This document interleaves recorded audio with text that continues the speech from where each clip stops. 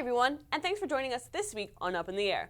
I'm Kelly in class, and joining me at the desk this week is Quinn Leese. Quinn, how are you enjoying those warmer temperatures we're having so far? No complaints. I've been loving these warm temperatures the past few days, getting outside and enjoying them. How about yourself? Oh yeah, absolutely. I love them. I love being outside and just enjoying Mother Nature. Yeah, and hopefully Christy has more warm weather in store for us, but we'll have more about that coming up. We have stories this week on a NASA satellite, haboobs, and tornadoes. We'll have all that and more, but first, here's Update in the Air.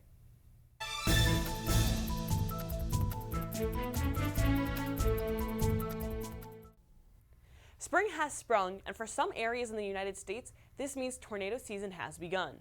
What is tornado season, you may ask? Tornado season is a time of the year, typically in the spring and summer, where there are frequent occurrences of tornadoes, usually around the Great Plains. Before the event actually happens, the Storm Prediction Center, a part of the National Weather Service, issues an outlook for thunderstorms that may produce strong winds, hail, and even tornadoes that might develop in a certain area. Once the thunderstorms form, the National Weather Service will issue a watch or warning if they see a potential for tornado development. Many of the people don't know the difference between a tornado watch and warning, and knowing this difference just might save your life. When the National Weather Service issues one of these, they may issue a watch first. A watch, indicated by the shaded counties, is issued when conditions are favorable for a tornado, but it doesn't mean that it is imminent.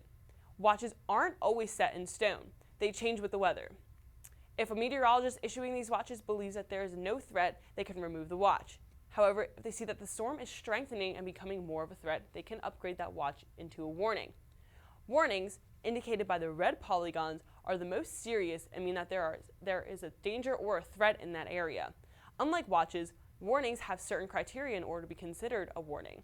These criteria include hail that totals more than 1 inch in diameter and wind speeds of 55 miles per hour. To issue a tornado warning, there must be signs of a developing tornado which meteorologists are trained to look for. These are more than just tornado watches and warnings. There are also severe thunderstorm watches and warnings, flash flood watches and warnings, and much more. The National Weather Service has more information on their page regarding different watches and warnings, and knowing the difference between the two can save your life. NASA has decommissioned a long-lived satellite launched in 2000 that demonstrated remote sensing and surveying instruments and techniques common in today's orbiting Earth observations. The Earth observing spacecraft orbit has shifted away from its optimal perch, and the satellite does not carry enough fuel to correct its course. The satellite tested new Earth imaging cameras after its launch from the Vandenberg Air Force Base on the Delta II rocket in November of 2000. Then the mission became a pioneer in spacecraft autonomy, sometimes making its own decisions about where to take images. Orbiting around 420 miles above Earth, the satellite will remain in orbit until 2056. Engineers expect all components of the refrigerator-sized spacecraft will burn up in Earth's atmosphere. The satellite has captured more than 92,000 images over more than 16 years. NASA spent approximately $300 million on the mission from start to finish. Blue waters are a beautiful sight, but what about red waters? Not so much. What is this red water, you may ask? These red waters, also known as red tide, is a general term for harmful algae blooms in the ocean. This algae can cause irritation in your respiratory system, making you cough, and can also make your eyes water. In addition to harming humans, this red algae contaminates shellfish and also kills fish and larger marine mammals, including dolphins and manatees. A scientist from the National Oceanic and Atmospheric Administration explains that these blooms can be found in the Gulf of Maine, the Puget Sound in Washington, Alaska, and even the Gulf of Mexico, and has reached as far as North Carolina. These blooms can travel to an area with more nutrients when the water is relatively calm and when it grows. In the fall, changes in the wind patterns create an upwelling on the Florida coast that, when combined with the swimming, the algae blooms accumulate at the coast. These harmful blooms don't always appear reddish. Sometimes they give off a yellowish cast in the water when they're moderate concentrations. So how do you know if your beach trip might be ruined from the red tide? The National Oceanic and Atmospheric Administration advises visiting their tides and currents forecast, which provides an overview of the Gulf and state sites with more information. The word haboob may not inspire much fear, neither might bombogenesis, as daunting as that sounds. A haboob is one term for a massive dust storm that occurs in sandy, dusty areas with extremely dry conditions. Haboobs are a specific type of dust storm that arise from thunderstorms and typically last about an hour. The name is derived from Arabic word hab, which means wind. On the other hand, a bombogenesis is a process which a storm rapidly intensifies. It occurs when a storm's barometric pressure plummets by at least 24 millibars in 24 hours, which brings strong winds and rapidly intensifying storm. Next time you hear these words, stay calm and listen to your local meteorologist. The United States is home to one of the highest amounts of reported and confirmed tornadoes in the world. But have you ever wondered where there are other tornado-prone areas? While the Great Plains is an area well known for their copious amount of tornadoes, they can happen almost anywhere when the conditions are right. In order to form a tornado, you need a couple key ingredients. The first is a clashing of warm, moist air and cooler, dry air. When you combine these two together, you create an unstable atmosphere which allows for thunderstorms to develop. The second ingredient you need is a change in wind direction with height. With wind direction, this allows for tornadoes to develop from a thunderstorm. Once these key conditions are present, a tornado can form. The United States isn't only the country that has the key ingredients and topography to create life-threatening tornadoes. Places like Italy, France, Spain, India, and Brazil are among countries that have tornadoes on a yearly basis. Other countries, including Argentina, Uruguay, Australia, Japan, China, Russia, Ukraine, Poland, and even Germany, can also be included on the list of countries that can produce tornadoes. But do you think you can guess where the most amount of tornadoes are other than the United States? According to scientists at NASA, the location outside of the United States that gets most of the tornadoes in an area is South America. That includes southern Brazil, northeastern Argentina, Uruguay, and southeastern Paraguay. While the United States still ranks number one for the most amount of tornadoes produced each year, other places in the world should not let their guard down when it comes to tornadoes. No matter where you are in the world, all tornadoes have the same devastating and life-threatening impacts like they do in the United States. The National Weather Service issued a blizzard warning in Hawaii this past week. While that may sound peculiar, it's not at all extraordinary. It snows nearly every year on the Big Island's tallest mountains, where the warning was issued. But during this last blizzard, which lasted late Tuesday and early Wednesday, the Big Island received more snow than Denver has received all year. Indeed, the blizzard left up to 8 inches of snow on Mauna Kea and Mauna Loa, which are both more than 13,000 feet high. Denver, on the other hand, has had a total of 7.9 inches of snow measured in 2017. The reason for the snow amounts being heavy is that we saw an unusual upper-low pressure system that persisted, allowing colder air to remain locked in place.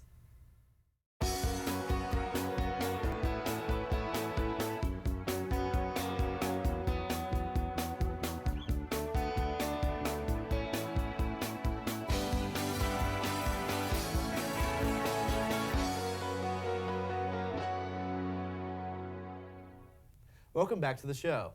We now have a special feature on aero farms. Many of us think of farming as an outdoor experience, but many of the farmers are starting to see that keeping up with the demands of the consumer is quite challenging. Companies are now creating a way to grow crops in a new, innovative, and sustainable way. The technology is enabling companies to grow crops inside without natural sunlight, soil, or pesticides. One of these companies is Aero Farms. Aero Farms is actually transforming the way we think about agriculture. They plant, grow, and harvest all sorts of greenery in buildings in northern New Jersey. Their mission is to change the techniques of agriculture without compromising the quality of the crops. What they use is their patented technology and vertical farming. This takes farming to a higher level of precision and productivity without negative environmental effects. Aero Farms' smart technology includes aeroponics, light, nutrition, data, substrate, pest management, and scaling. Smart aeroponics is their version of irrigation in the vertical system. This is a closed-loop system that uses 95% less water than a field farm would use. This system sprays the roots of the greens with nutrients, water, and oxygen. When many farms rely on the sun for photosynthesis, Aero Farms uses LED smart lighting for their plants. They alter the spectrum, intensity, and frequency to each plant's specific needs. This lighting recipe allows the company to control the size, shape, texture, color, flavor, and nutrition of each green. Aero Farms' nutritional value is very important. In their vertical growing system, they are able to take a seed and grow it in half the time that it would take the average commercial farm. Lastly, they have created a patented, reusable cloth medium that is for seeding, germinating, growing, and harvesting of the greens. These cloths are made from BPA-free post-consumer recycled plastic. This cloth can be sanitized after the plants are harvested and then can be reseeded without risk of contamination. This patented cloth acts as a barrier between the mist and the plants, producing a clean, dry, ready-to-eat product. These farms have utilized old building structures and recreated them into an indoor jungle focused on sustainability. Aero Farms is creating another option when it comes to sustainable agriculture, and they are always looking for more people to join their team. For Up in the Air, I'm Allie Debicki.